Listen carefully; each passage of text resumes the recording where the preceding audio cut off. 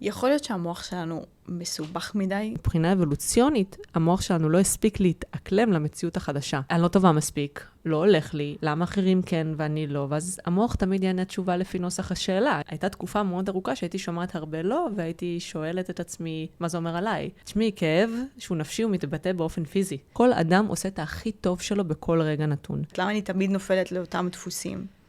כי המוח אוהב קיצורי דרך.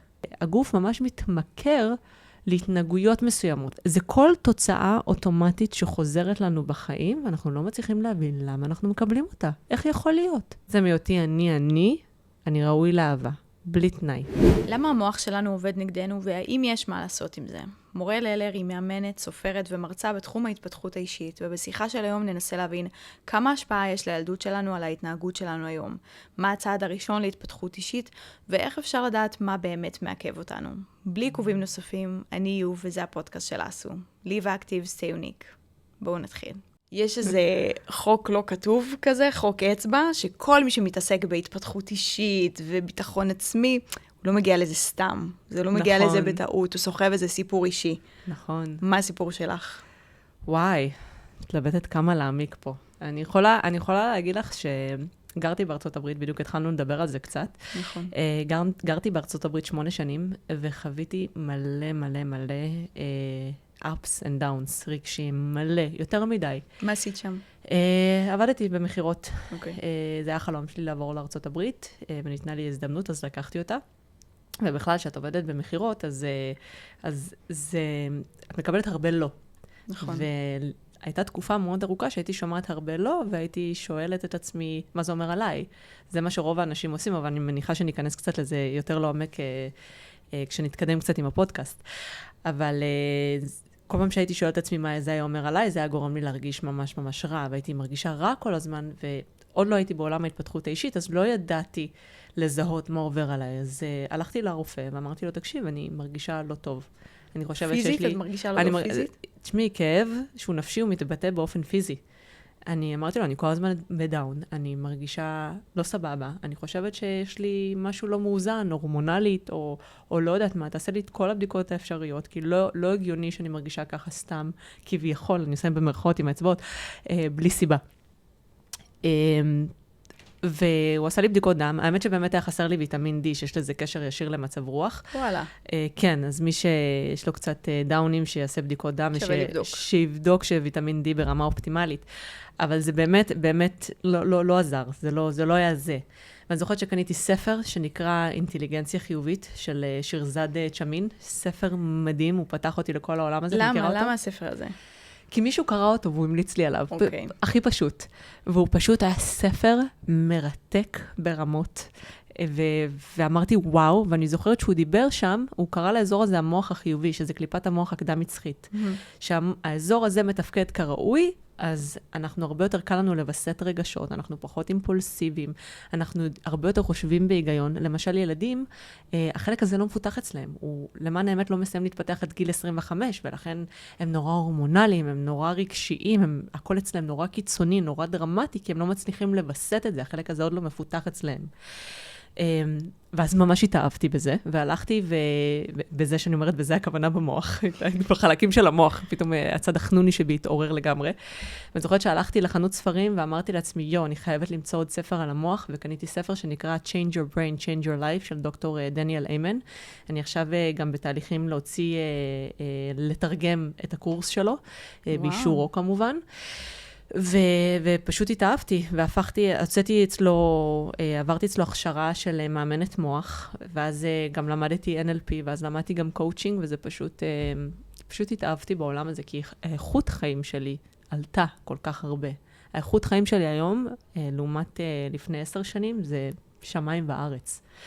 אז ככה, אני מקווה שזה ענה לך. אני באופן אישי תמיד אומרת למתאמנים שלי, it takes one to know one, אני יודעת בדיוק מה אתם חווים, ואיך זה משפיע עליכם רגשית ותודעתית, ואפילו פיזית, כי הייתי שם, ואפשר לצאת מזה. פשוט צריך לעשות את העבודה. איך ידעת לחפש? איך ידעת מה לחפש? במה להיעזר? מה הצד הראשון? את יודעת, את אומרת, אני לא מרגישה טוב, אבל את לא יודעת לאפיין שכל פעם שאומרים לך לא, את לא מרגישה טוב. אז כשאת עובדת במחירות ואומרים לך לא, ואז את לא מרגישה טוב. את יודעת שזה קשור לזה שאומרים לך לא? אני יודעת שזה קשור ללא. אני הרגשתי פשוט כמו כישלון. פשוט שאני לא טובה מספיק, לא הולך לי, למה אחרים כן ואני לא, ואז המוח תמיד יענה תשובה לפי נוסח השאלה. אם אני שואלת שאלות, אני קוראת להם שאלות עקומות. אם אני שואלת שאלות עקומות, אני אקבל תשובות עקומות. ככה זה תמיד, הוא ממש כמו גוגל עובד. ופשוט ירדתי על עצמי בלי סוף, והלקטתי את עצמי בלי סוף. אז כאילו אני תמיד אומרת את זה למתאמנים שלי בהקשרים אחרים, אבל זה כאילו כל כן שהייתי שומעת, זה כאילו הראש שלי היה עולה מעל המים, הייתי לוקחת אוויר לנשימה, הייתי מרשה לעצמי להרגיש טוב באותו הרגע, ואז מה שנקרא, מנת הדופמין יורדת, הכן, מה שנקרא, חולף לו, ושוב פעם, אני מראש מתחת למים, והייתי פשוט מרגישה שאני טובעת כל הזמן. אני חושבת שזאת המטאפורה שהכי נכונה ברגעים האלה. ואיך את יודעת בזמן הזה להגיד, ההתמודדות שלי עם הלא היא לא טובה, ולא להגיד, נגיד, מחירות זה לא בשבילי. כאילו, התחום הזה פשוט לא בשבילי. את יודעת אותי, שאלה של מורל לפני 8 שנים הייתה צריכה לענות לך עליה. קצת קשה לי לענות על זה היום. את יודעת, כשאת במקום נמוך, ואת במקום שהוא לא טוב, לפעמים את אפילו לא יודעת מה הקצה חוט שלך, כאילו, מה הבעיה באמת? אני אגיד לך למה. כי כשנכנסתי לעולם הזה של המחירות, לא התעסקתי בשאלה מה זה אומר עליי, כי מבחינתי הייתי חדשה, ואם אני לא מוכרת, אז זה הגיוני וזה תקני, כי אני חדשה בתחום. נכון. ובגלל שלא התעסקתי בשאלה הזאת, מה זה אומר עליי, הייתי שדה. באמת, האנשים, הלסת שלהם הייתה נשמטת ממני. אני תמיד אני עדיין אומרת על עצמי, מנקי סי, מנקי דו. אני רואה מישהו שטוב במה שהוא עושה, אני יודעת לדגום אותו ולעשות כמוהו. ואז, בגלל שעבדתי עם האיש מחירות הכי טוב שם, אז למדתי את זה כל כך מהר, ופשוט כאילו התפוצצתי. ממש ככה. ואז, שכבר, מה שנקרא, השם נבנה, עכשיו מה זה יגיד עליי אם אני לא אמכור? ופה התחילו בעצם הנפילות והדאונים. עכשיו, את יכולה להביא את זה, מי שמקשיב יכול לקחת את זה לעולם שלו, זה לא חייב להיות במחירות. מה אם אני עברתי את גיל 30 ועדיין לא התחתנתי? מה אם אני בגיל כזה וכזה, עדיין לא מצאתי את מה שאני רוצה לעשות בחיים? אפילו ילדים. מה זה אומר עליי שלא חזרתי 100 הביתה? כל תלוי מה מחנכים אתכם בבית. וזה כואב. ושם אצלי זה ככה נגע מאוד מאוד חזק. אז באמת ממש הרמת לי להנחתה לשאלה הבאה. כמה החוויות שלנו בילדות באמת משפיעות על ההתנהגויות שלנו כאנשים בוגרים? בסרטונים שלך, כמעט תמיד את משייכת כל בעיה או כל שאלה לאיזושהי סיטואציה, ההתנהגות של ההורים, או בכלל ההוויה והמנטליות בבית. תמיד את מקשרת כל דבר שקורה, כל דבר שאנחנו עושים, למשהו שקרה בבית. כמה זה באמת משפיע עלינו? אני קודם כל אשים משהו בכוכבית. זה נכון מה שאת אומרת, אני תמיד מדברת על הילדות, ובדרך כלל משייכת את זה לאינטראקציה עם ההורים. כי אין מה לעשות, איתם היינו רוב תחילת חיינו, כן. אני אף פעם לא מאשימה את ההורים. אני אף פעם, אין פה שום טון של האשמה, וזה ממש חשוב לי לציין לפני שאני ככה אענה על השאלה שלך, כי באמונה שלי, בתפיסה שלי, כל אדם עושה את הכי טוב שלו בכל רגע נתון. זה נכון לגביי, זה נכון לגבייך, זה נכון גם להורים שלנו, שאלה הכלים שהיו להם באותם תקופה. אבל לכל מה שנקרא מעשה, יש בעצם איזושהי השלכה, לטוב ולרע. אז אני מדברת על השלכות, ומאוד חשוב לי ככה לשים את האנקדוטה הזאת, שגם אם מישהו מקשיב לזה, או אחר כך יקשיב לסרטונים שלי, שלא ילך וירוץ להאשים את ההורים שלו, כי זאת ממש לא הכוונה. עכשיו, לגבי השאלה שלך. כן, הילדות מאוד מאוד משפיעה על מי שאנחנו היום. כי תחשבי שאנחנו באים לעולם, אני אוהבת לתת את המטאפורה שאנחנו כמו פלאפון ללא סיסמה. אנחנו לא יודעים כלום על החיים, ואנחנו מוכנים לספוג הכל. המוח, מה שנקרא, צמא לידע, צמא למידע, כדי להתחיל מה שנקרא לתכנת את המפה מבפנים, איך אנחנו מתכוונים לראות את המציאות בהמשך. ואז כל מה שההורים שלנו אומרים, בין אם זה באופן ישיר או באופן עקיף, בין אם זה הסביבה שלנו, אנחנו לומדים אותה.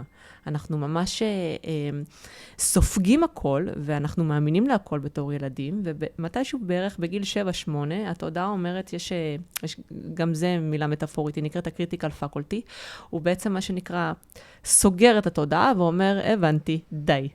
מעכשיו אני אדון לעצמי, מה שספגתי עד עכשיו ספגתי, ומעכשיו עם זה נצא לחיים החוצה. האם זה אומר שבגיל 7-8 זהו, אבוד לנו? כבר אי אפשר ללמוד? ממש לא, ממש לא. יש מושג שנטבע בשנים האחרונות שנקרא נוירופלסטיקה. זה אומר שהמוח יכול להשתנות כל הזמן וללמוד מחדש ולהבריא את עצמו, והוא כל הזמן משתנה. ובהחלט אפשר להירפא מדברים, אפשר להשתנות, כל אדם יכול להשתנות. יכול להיות שיהיו דברים שיקחו לנו קצת יותר מאמץ ועבודה כדי לשנות, כי הם יותר טבועים בנו, אלו יותר אמונות ליבה, ויכול להיות שיקרה שינויים ברגע. כמה באמת אנחנו דף חלק כשאנחנו נולדים? זאת אומרת, האם אנחנו לא נולדים עם איזשהם תכונות אופי?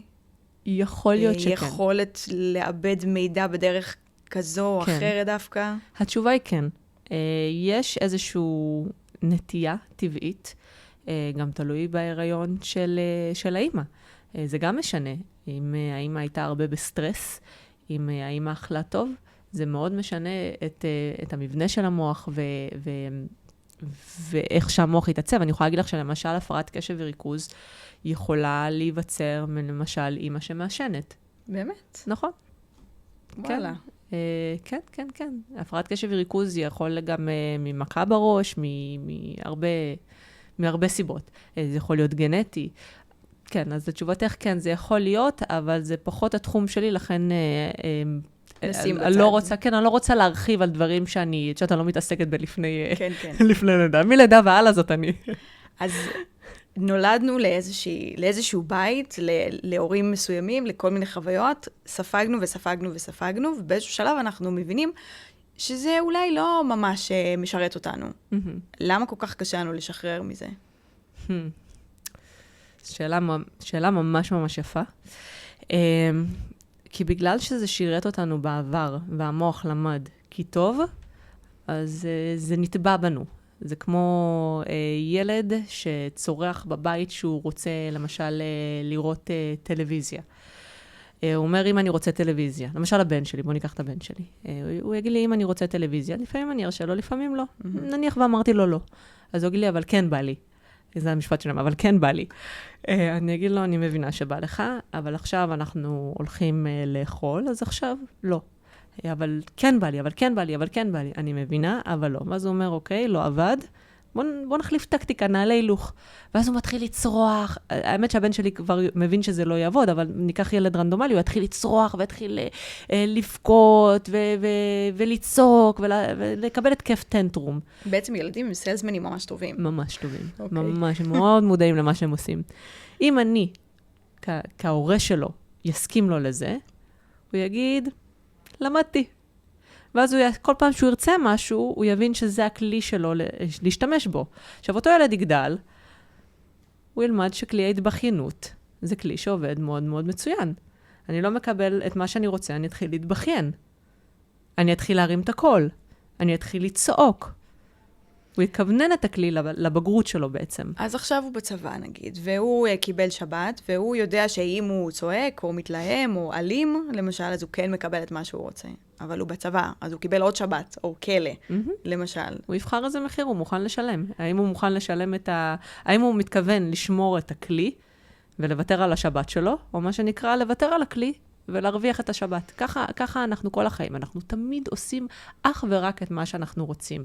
נכון שיש לנו העדפות לכלים מסוימים, כי התקבענו עליהם, אבל מתישהו, כנראה שמישהו ישים לנו סטופ, ונצטרך לבחור במה אנחנו בוחרים, בכלי או בסיטואציה, באדם, בי. אבל למה אנחנו לא מצליחים בתוך הסיטואציה לעשות כל הזמן הערכת מצב? כי את אומרת, נגיד עכשיו אני בצבא, ואני רגילה לצעוק כדי לקבל את מה שאני רוצה, ואני יודעת שבצבא זה כנראה לא יעבוד. נכון. זה כנראה לא ישרת אותי. או שתלכי להיות מפקדת. זה גם אופציה, אבל למה אני לא יודעת בתוך הסיטואציה רגע לעצור ולהגיד, אוקיי, זה לא יעבוד, אני לא אעשה את זה, אני לא אנסה את זה, אני אנסה דרך אחרת. למה אני תמיד נופלת לאותם דפוסים? כי המוח אוהב קיצורי דרך. למה? כי זה חוסך לו באנרגיה. זאת התשובה הפשוטה. המוח תמיד אוהב לחסוך באנרגיה, המוח הוא צדקן, וזה מה שמעניין אותו בסופו של דבר. הרי כל ההתפתחות האישית זאת עבודה. זאת עבודה שמצריכה מאיתנו הרבה אנרגיה, הרבה מודעות, הרבה מה שנקרא לעצור את עצמנו, הרבה לחשוב מי האדם שאני רוצה להיות, איך אני אמורה להתנהג, ובאותו רגע לפעמים האוטומט קצת יותר מהיר. אנחנו ממש, הגוף ממש מתמכר להתנהגויות מסוימות. ברגע שאת עושה את זה שוב ושוב ושוב ושוב, זה כבר הופך להיות כמו דחף. את מבינה מה אני אומרת? ואז להשתחרר מהדחף, זאת עבודה. אז למה שאני אעשה את העבודה הזאת? כי זה עבודה נורא קשה. נכון. מתישהו את מגלה שיש לזה מחיר. מה שעבד אצלך בילדות, כבר לא משתלם לך היום. ואז פה מתחילה העבודה, שאת מתחילה להיות מודעת למה דופק אותך בחיים. את מבינה למה היה כדאי לך עד עכשיו, ואת מנסה איכשהו לשמר את הרווח, באופן כזה שגם תשני את ההתנהגות. את חושבת שיש אנשים שלא מצליחים להבין את זה? שהם חוזרים על אותם טעויות כל הזמן? בוודאי. ואיך זה נראה? כמו מישהי בגיל מאוד מבוגר ומחפשת זוגיות ולא מבינה למה לא הולך לה. או אדם שמפטרים אותו מכל עבודה והעולם דפוק והוא בסדר. זה כל תוצאה אוטומטית שחוזרת לנו בחיים, ואנחנו לא מצליחים להבין למה אנחנו מקבלים אותה. איך יכול להיות? איך יכול להיות? אז בעצם רק בשביל להתחיל לעשות איזושהי עבודה, ולעשות איזושהי עבודה עצמית והתפתחות אישית, את צריכה קודם כל שיפול לך איזה אסימון. בוודאי. בוודאי. איך מפילים אותו? אם הוא לא נופל לבד. אני כמאמנת או כחברה שלך, אני לא יכולה לכפות את זה עלייך. את צריכה להיות בשלה לזה. זה משהו התובנה הראשונה שאדם צריך לקבל, זה שיש פה משהו שחוזר על עצמו, וזה לא עושה לי טוב, עכשיו בוא נבין למה כדאי לי. וזאת שאלה קצת קשה. אני גם אמרתי את זה בהרבה פודקאסטים שאני מתארחת אצלהם, זה שאנשים עושים רק את מה שהם רוצים. ואם אתם מקבלים תוצאה אוטומטית בחיים, קודם כל תשאלו את עצמכם, למה כדאי לכם? נכון שהתודעה שלכם, המודע שלכם יגיד, לא כדאי לי, אחרת לא, למה אני רוצה להיות מעל המשקל שלי? לא, אני לא רוצה. אוקיי, אז למה בכל זאת כדאי לך? אם תדעי איזה דברים, ואני עושה עבודה עם אנשים שלפעמים הם באובר משקל, איזה דברים זה מתקשר אליהם, לילדות בכלל, והכל, זה המון פעמים מתקשר למה זה אומר עליי. וזה לא קשור לדיאטה שהם עושים, וזה לא קשור לספורט שהם עושים, זה קשור לאם הם באמת מוכנים לשחרר מהמשקל שלהם או לא. למה אנחנו מקשרים כל כך הרבה דברים לזהות שלנו? למה אנחנו לא מצליחים לעשות את ההפרדה בין התנהגות, סיטואציה, משהו שאנחנו עושים, לבין אני חכמה או לא חכמה? מוצלחת או לא מוצלחת? את מי את שואלת? זאת השאלה. כי אנשים המצליחנים באמת בכל תחום שהוא, זה אנשים שכן יודעים לעשות את ההפרדה. זה אנשים שיודעים שאם לא קיבלתי את התוצאה הרצויה, זה כי משהו בהתנהגות שלי צריך להשתנות, משהו ברמה של הפעולות צריך להשתנות. אנשים שהם תקועים, שלא מצליחים להתקדם בחיים שלהם, זה אנשים ששואלים את עצמם, אם לא הצלחתי, מה זה אומר עליי? אם אני אכשל, מה זה יגיד עליי? ואז הם לא רוצים להתקדם. ואז הרבה פעמים הם אומרים, רגע, אבל אני רוצה משהו ואני לא מצליח להתקדם, אז מה זה אומר עליי? אני דחיין. אז יופי, הרבה יותר נעים לקרוא לעצמי דחיין, מאשר כישלון, אם אני אנסה ואני לא אצליח. דחיין הרבה יותר נעים להגיד. נכון. הרבה יותר נוח. כן. אנשים פשוט לא מודעים לתהליך הזה שקורה בראש שלהם, כי הוא קורה כל כך מהר והוא כל כך אסוציאטיבי, הם רק מרגישים את הרגש, הם לא יודעים לשים לו שם. אני יודעת שאם אני אנסה ואני לא אצליח, אז זה גורם לי לתחושה לא טובה בבטן, אבל אני לא אתחיל לקלל את עצמי, הכישלון, יא לוזרית, יא אפס, אבל בתוך תוכי, זה הכפתור שמניע אותי לעצירה. האם לכולנו יש אמונות ליבה, אמונות מגבילות, שמכתיבות את ההתנהלות שלנו? האם כולנו מונעים מהסיפור הזה שיש לנו בראש? זה לא נמדד באופן אמפירי, כאילו, אני לא יכולה להגיד לך כן ודאי. אני יכולה להגיד לך שלפי דעתי כן. לפי דעתי כן. אני רואה את הבן שלי בן 4, ועם כמה שאני, בדיוק דיברתי על זה עם בעלי, עם כמה שאני בעולם ההתפתחות האישית, ואני נורא מנסה להעצים אותו ולהגדיל אותו, ושנתפס אצלו בחוויה מתישהו שיש לו כפתור שאומר אני קטן. כי כל פעם שהוא רוצה להעליב מישהו אחר, הוא אומר לו, אתה קטן, אמא את קטנה. הוא נורא, כנראה זה קשור לגיל שלו, אז זה קורה לכולם. לפעמים זה נעשה באופן מעוות ולא ישיר, כי בחיים לא אמרתי לו באופן מעליב, אתה קטן. תמיד אני מעצימה אותו, אבל מתישהו זה יתעוות אצלו. ולכן, לפי דעתי כן, אצל כולם יש כפתורים שנעשו, שקראו להם בין אם זה באופן ישיר או בעקיפין, וזה מנהל אותם בחיים הבוגרים שלהם. איך אנחנו מייצרים לעצמנו אמונה מגבילה? איך זה קורה? כי אם את אומרת, נגיד, על הבן שלך, אף פעם לא אמרת לו באופן מעליב, ועדיין איכשהו אצלו בראש, זה נוצר. נגיד עם הבן שלי, אין לי תשובה לתת לך, אני ממש מנסה לעבוד על זה עכשיו, ולשחרר אותו מהמקום הזה. אני חושבת, יש לי תיאוריה, תביני כאילו כמה דברים מתעוותים, שכשניסינו להאכיל אותו ירקות, הייתה תקופה שהם מפסיקים לאכול. לא רוצה כלום. תן לי פרוסה עם שוקולד וסגרנו. ואני זוכרת שאמרתי לו, תראה את השרירים של אבא כשהוא אוכל ירקות. תראה איזה שרירים גדולים וחזקים. ומאז כל פעם שהוא אוכל, הוא מבקש שאני אבדוק לו את השרירים. ומשהו לדעתי, שם התעוות שאם אני לא גדול ולא שרירי ולא חזק, אז אני בעצם הקטן והחלש. אפשר לשלוט בזה? אפשר לראות, זאת אומרת, אנחנו יוצרים לעצמנו אמונות לפי מה? לפי אופי? תראי, בילדות זה כמעט בלתי נשלט, כי ילדים, בכללי המוח תמיד מחפש הסברים, הוא תמיד צריך תשובה לוגית ללמה דברים קורים, תמיד צריך סיבה. אנשים לא אוהבים חוסר ודאות. אני אתן לך דוגמה שהמורה שלי נתן פעם, יש לי מורה מקסים בשם מייקל, הוא נתן דוגמה נהדרת, שהוא אמר, תחשבי שילד צייר ציור, והוא בא לאמא שלו, הוא רוצה להראות לה את הציור, ואז אמא שלו בדיוק בטלפון עם אחותה, ובאותה שנייה האחות אמרה משהו מצחיק בטלפון, אז האמא צחקה, אבל זה בדיוק השנייה שהילד הראה את הציור. ואז הילד יכול לחשוב 1,001 דברים, הוא יכול להבין את הסיטואציה שהיא צחקה ממשהו בטלפון, הוא יכול להגיד לעצמו, וואו, אסור שאני אגע יותר בציור בחיים, כי אני פשוט לא טוב בזה. יכול להיות שהוא יגיד שמשהו לא בסדר בי. מה לא בסדר בי? שאני מראה משהו וצוחקים עליי. מבינה? אז זה כמעט בלתי ניתן לשליטה, כי ילדים מעוותים דברים כל הזמן. לפעמים זה באמת, אנחנו, ההורים, את יודעת, נתתי את הדוגמה הזאת לא מזמן באינסטגרם, באחד הסרטונים, שאמא אומרת לילד שלה, אבל למה לא 100? אז מה את בעצם מספרת לו? את מבינה מה אני אומרת? כן. ואז הילד מסיק את מה שהוא מסיק, אבל למה לא 100?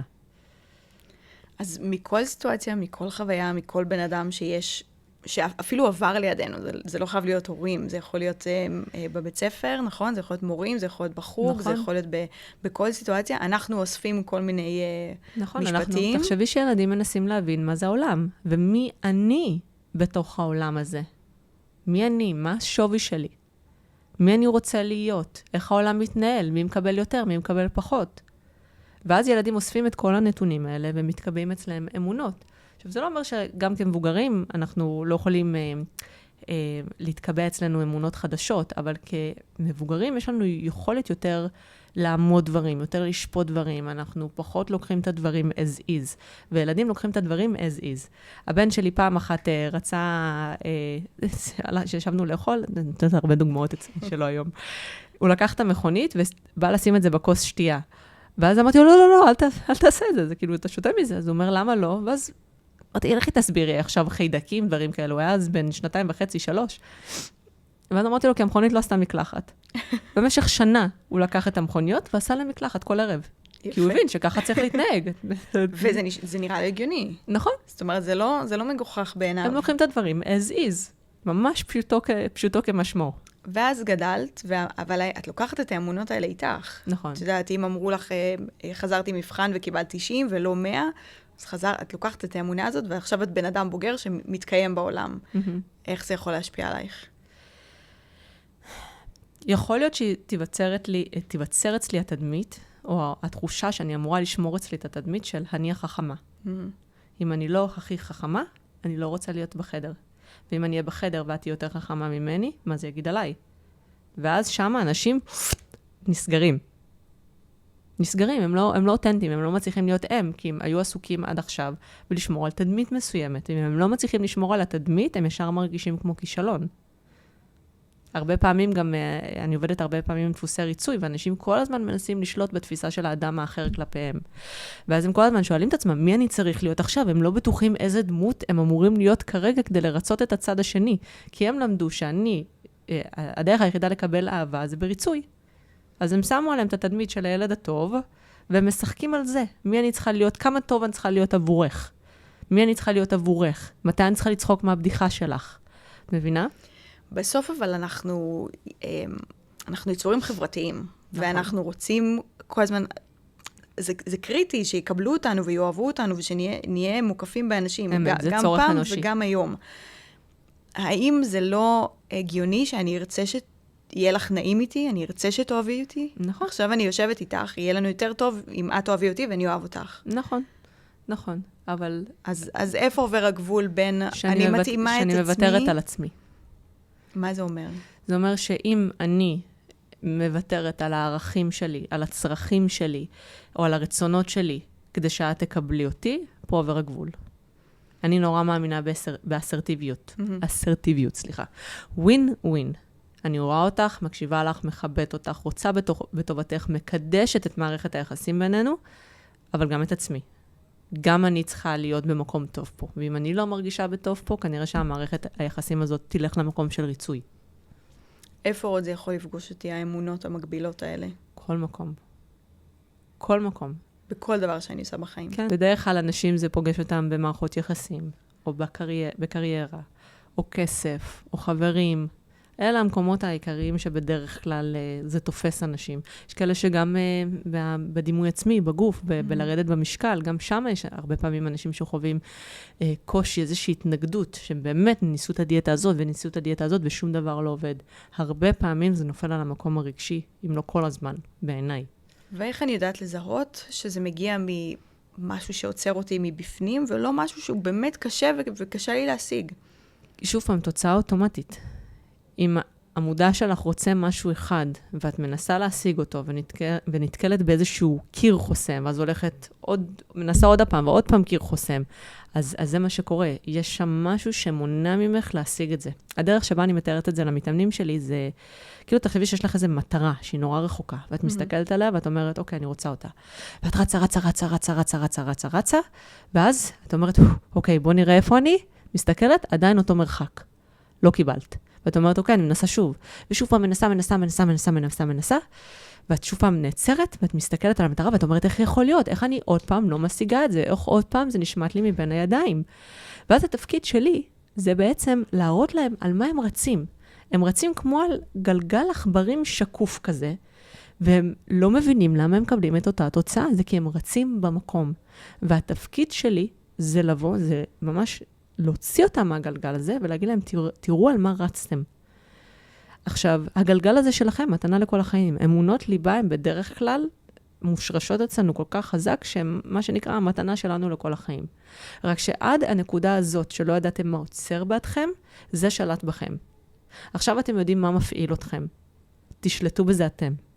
הכפתור אולי לחץ, זה לא אומר שהוא צריך להסתובב עד הסוף. יכול להיות שהמוח שלנו מסובך מדי, או לא מותאם למציאות. התשובה כן. יפה, סבבה. יכול להיות שהוא לא מותאם למציאות שאנחנו חיים בה היום, כי מדברים הרבה על זה שאת יודעת, פעם כשחיינו במערות, אז החששות והדאגות הם היו הגיוניות. אני צריכה לחשוש מנמר שרץ לעברי, אני חייבת לברוח ממנו. אבל היום אני חיה במציאות אחרת. והחרדות שלי הם מדברים שלא קיימים. אני המצאתי את הבעיות. נכון. המוח שלי הוא אותו מוח, והמציאות היא אחרת. הוא לא מותאם למציאות של היום. אני חושבת שקראת היסטוריה של המחר, נראה לי, של יובל נוח הררי. כן. אז זה משם, אני חושבת, הוא מסביר את זה בצורה ממש ממש ממש יפה, שהוא אומר, תחשבי שחיינו בטבע X שנים, והמוח שלנו הסתגל לחיים בטבע, ואז היה לנו את המהפכה החקלאית והמהפכה התעשייתית, וזה אפילו לא עשירית, מאותה תקופה אבולוציונית שחיינו בטבע, ולכן מבחינה אבולוציונית, המוח שלנו לא הספיק להתאקלם למציאות החדשה. המציאות החדשה היא מציאות כל כך מהירה. תחשבי על שנות ה-90 שהיית קטנה, נכון? כן. או שאת כן. שנות ה-90, אוקיי, בסדר. ותחשבי היום, תראי איזה הבדל ברמת חיים. תראי איזה הבדל בטכנולוגיה. הגוף שלך לא הספיק להתאקלם לזה כל כך מהר. אז מה עושים? לא לומדים לעבוד עם הנתונים הקיימים. בגלל זה אני מאמינה שלא משנה מה את עושה בחיים, באיזה תחום, ממש כל אדם חייב את זה לעצמו, ללמוד התפתחות אישית, לקחת לו מאמן, מאמנת, מטפל, מטפלת, ללכת ללמוד, קואוצ'ינג, NLP, לקרוא ספרים, לשמוע פודקאסטים, שכל הזמן המוח יקבל תובנות, שכל הזמן הסימונים יפלו, שכל הזמן... מה שאני רוצה להגיד זה שאדם צריך לשאול את עצמו כל הזמן, איזה אדם אני רוצה להיות, מה אני רוצה להשיג, מה מונע ממני, מה אני צריך לשנות. האם אני חותם על עצמי פה? אם אני לא חותם על עצמי, איך אני משנה את זה? למה בתוך כל ההתפתחות הזאת של, את יודעת, באמת, טכנולוגיה ושל העולם רץ נורא נורא מהר, המוח שלנו הוא אותו מוח, למה אין התאמות שיעזרו לאנשים להתאים את המוח כמו שהוא היה, למציאות שהיא, כמו שהיא היום? זה נראה לי שאלה לאילון מאסק, לא... נשאל אותו. לא אליי.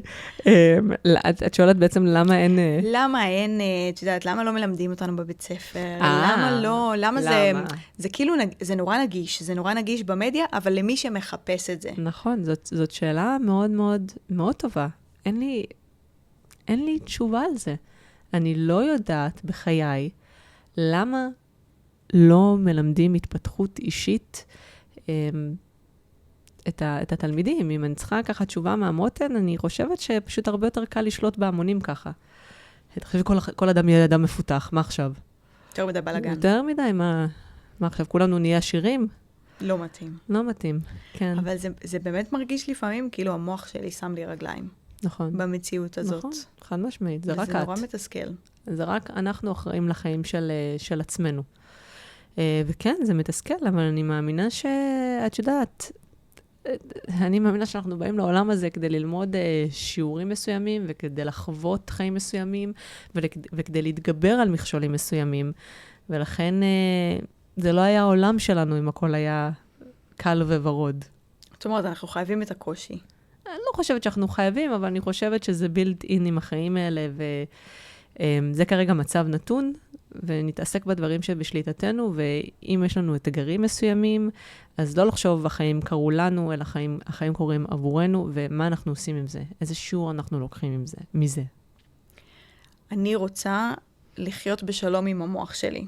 בסדר, הוא לא כל כך מותאם למציאות כמו שהיא, אבל אני רוצה לחיות איתו בשלום, אני רוצה לוודא שהוא לא הולך נגדי, אני רוצה ביטחון עצמי, ואני רוצה לתפוס את עצמי כמו שצריך, ואני רוצה לחלום בלי לפחד, בלי שהמוח שלי יגיד לי, לא, אין מצב, את חיה בסרט. אני רוצה לתקשר עם אנשים בצורה בריאה ומקדמת. איך אני עושה את זה? שאלת איזה 10 שאלות שונות. איך אני חיה בשלום עם המוח? כי את אומרת, זה שם לך רגליים, וזה תוקע אותך. את זוכרת מה אמרתי כזה, אמצע הפודקאסט לדעתי, אולי אפילו בתחילתו, אנשים עושים את הכי טוב שלהם. בכל רגע נתון. ואם את באמת מקבלת את המשפט הזה עלייך, ואת אומרת, אני עושה את הכי טוב שלי בכל רגע נתון, את כבר מנקה את עצמך מהאשמות ומחרטות ומהלקה עצמית. זה כבר לחיות עם עצמך בשלום. It is what it is. אני לא יכולה לחזור לעבר ולהגיד לאמא שלי, למה אבל אמרת לי את זה ולמה לימדת אותי ככה? אי אפשר. הם עשו את הכי טוב שלהם, אני עושה את הכי טוב שלי כרגע, והשאלה שצריכה ככה להוביל אותי זה מה אני כן רוצה? איך אני כן פותרת את זה? איך אני כן משיגה? וזה לחיות עם עצמך בשלום. זאת הגישה האחראית שאומרת, it is what it is, היה מה שהיה, אני עושה את הכי טוב שלי בכל רגע נתון, עכשיו בוא נראה איך אנחנו פותרים דברים ואיך אנחנו משיגים דברים. זה גם ממש לקחת אחריות על עצמך, ולא להגיד, גם אמרת את זה ממש בשנייה הראשונה, איך שהתחלנו לדבר, אמרת, ההורים שלך עשו מה שהם יודעים, וזה לא אשמתם. אפשר ללכת אחורה ולזהות בעיות, אבל זה לא אשמתם. עכשיו מה שאת עושה עם זה, זה האחריות שלך. נכון. נכון. אני אמרתי פעם למורה שלי, גם אותו מייקל, בחור מקסים, אמרתי לו, תקשיב, אני ממש חוששת לדפוק את הילד שלי. אני ממש חוששת שאני אעשה דברים, אני כל כך כאילו במודעות, התפתחות אישית והכל. הוא אמר לי, תני לי להודיע לך משהו. אין דבר כזה. את תדפקי את הילד שלך בין אם תרצי, או בין אם לא תרצי. זה יקרה. אין מה לעשות. כמו שאמרתי לך, ילדים מעוותים דברים. דברים קורים. לא תמיד אנחנו מושלמים, או אנחנו לא תמיד 100% האנשים שאנחנו רוצים להיות. גם אני בעבודה מתמדת. ולכן, פשוט לשחרר את המקום הזה, להגיד לעצמי, אני עושה את הכי טוב שלי בכל רגע נתון, ואם אני רוצה משהו מעבר, אם אני רוצה איזשהו שינוי, איך אני משיגה אותו. זה באמת לחיות עם התודעה שלך, עם המוח שלך בשלום. להגיד, אני מתעסקת אך ורק בדברים שבשליטתי. ובכל זאת אני מאוד אוהבת לשאול אנשים שמתארחים פה, שיש להם ילדים משלהם, כל אחד בתחום שלו, מה אנחנו עושים בשביל לדפוק כמה שפחות את הילדים שלנו. אם אי אפשר לא לדפוק בכלל, אז קצת פחות. תראי, אני מאוד אוהבת לחקור וללמוד.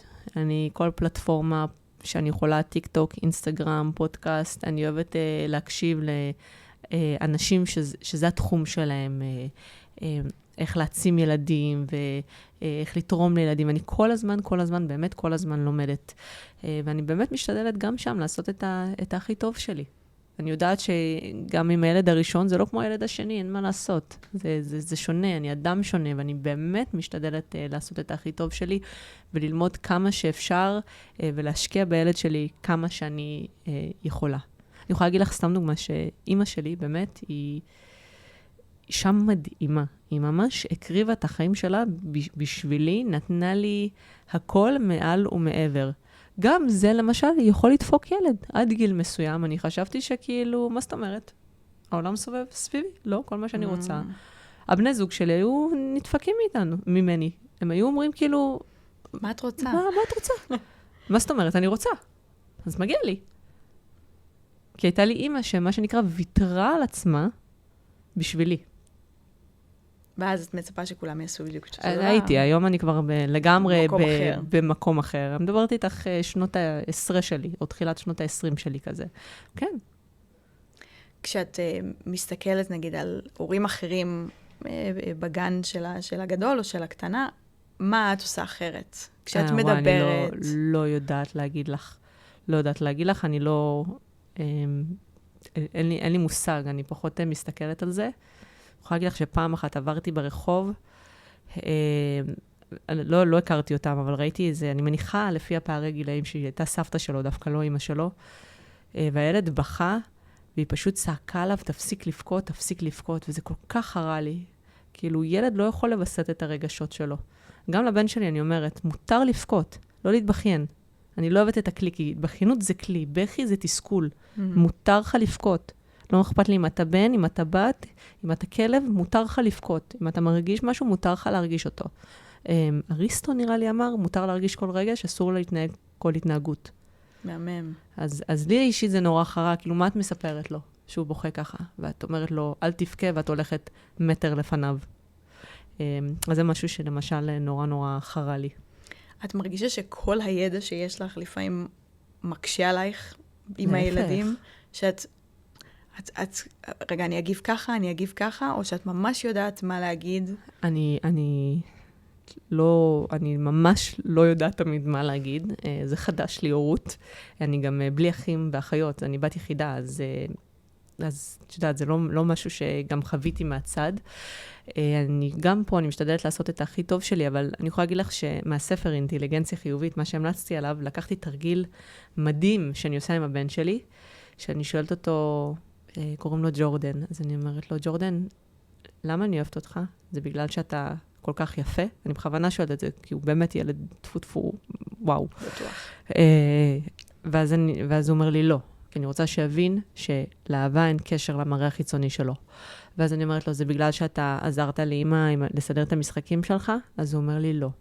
זה בגלל שאתה עובד עם הלגו כל כך יפה? אז הוא אומר לי, לא. אז אני שואלת אותו, אז למה אני אוהבת אותך?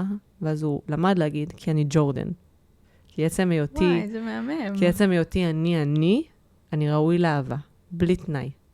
ואני תמיד אומרת לו, גם כשאני כועסת על ההתנהגות שלו, אגב, זה גם טיפ להורים, לא אומרים, אני כועסת עליך, אני כועסת על ההתנהגות שלך. ככה הם לומדים להפריד.